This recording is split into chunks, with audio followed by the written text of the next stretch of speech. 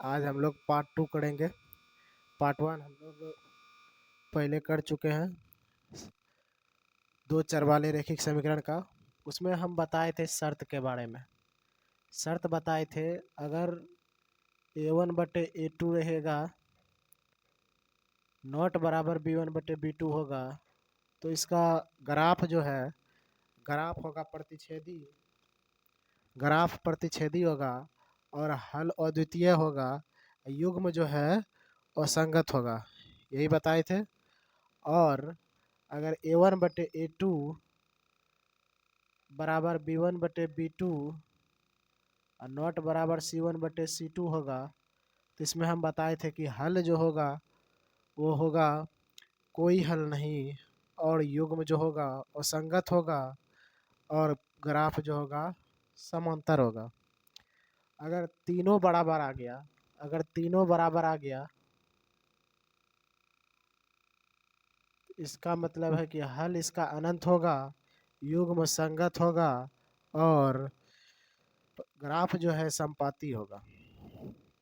इसी पे हम लोग आज सवाल करेंगे पार्ट 2 में। तो पहला क्वेश्चन आपके सामने आता है, बताइए बताइए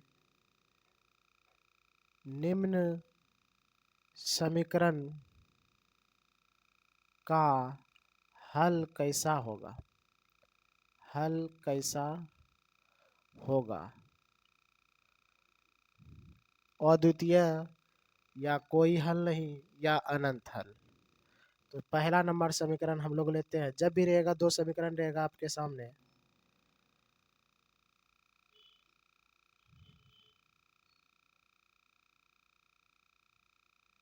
ये आपका समीकरण है। तो हमने पहला पार्ट में बताया था कि इसको बोलेंगे a1 और इसके कोफिशिएंट को बोलेंगे b2, और इसको बोलेंगे सॉरी इसको बोलेंगे a1, इसको b1, इसको c1, और इसको बोलेंगे a2, b2 और c2। तो इसमें हम सबसे पहले करेंगे a1/a2। तो इसका मान होगा, a1 का मान है 2, a2 का मान है 3। तो ये कटेगा क्या? नहीं कटेगा, तो छोड़ देंगे। फिर करेंगे b1/b2। तो b1 का मान अगर कुछ नहीं है तो इसका मतलब 1 है, और b2 का मान 4 है। फिर करेंगे c1/c2। c1 का मान 6 है और c2 का मान 2 है। अगर ये दोनों आपस में बराबर आता है तो c1 c2 निकालना ज़रूरी है। अगर ये दोनों आपस में बराबर नहीं है तो हम c1 c2 नहीं भी निकालेंगे तो काम चल जाएगा। तो इससे आपको क्या पता चला? ये दोनों आपस में बराबर है? नहीं है, इसलिए हम लिखेंगे चूँकि a1/a2 बराबर नहीं है b1/b2, इसलिए इस समीकरण का अद्वितीय हल होगा। क्या होगा? अद्वितीय हल। अगर इसका कंडीशन इस तरह से आता तो इसका होता कोई हल नहीं, और अगर इसका कंडीशन ऐसा आता तो इसका अनंत हल होता। लेकिन फिलहाल मेरा कौन सा आया? ये वाला, इसलिए इसका कौन सा हल होगा? अद्वितीय हल। ठीक है। तो इसी तरह से एक सवाल आप लोग बनाएंगे जो आप लोग को दे रहे हैं। देखिए,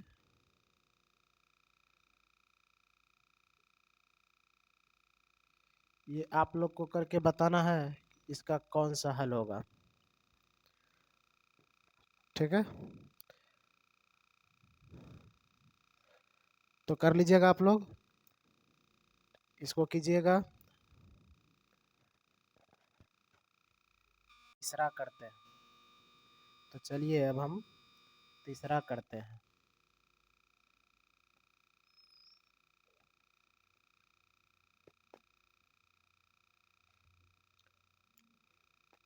देखिए, समीकरण लेते हैं।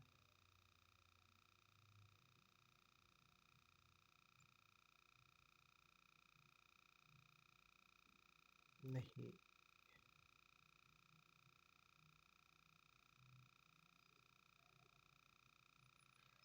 तो इसमें भी वही करेंगे। a1/a2 कितना हो जाएगा मेरा?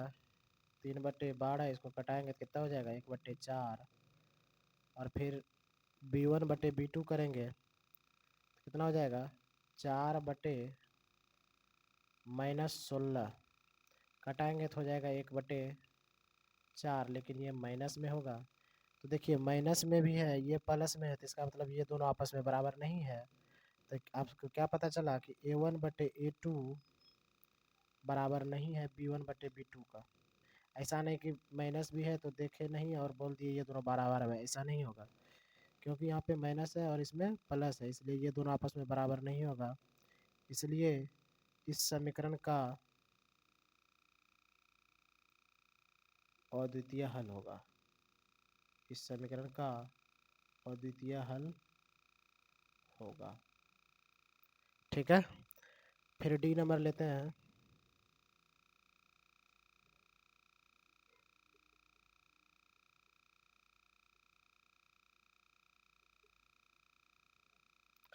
इसमें देखिए करिए a1/a2 2/4, अगर कटा दिया तो कितना हो गया 1/2।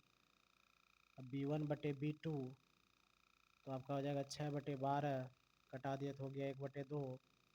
फिर करेंगे c1/c2, इसको भी कटा दिया तो हो गया 1/2। इसका मतलब क्या पता चला कि ये तीनों आपस में बराबर है। लिखेंगे चूँकि a1/a2 बराबर b1/b2 अब बराबर c1/c2, इसलिए इस समीकरण का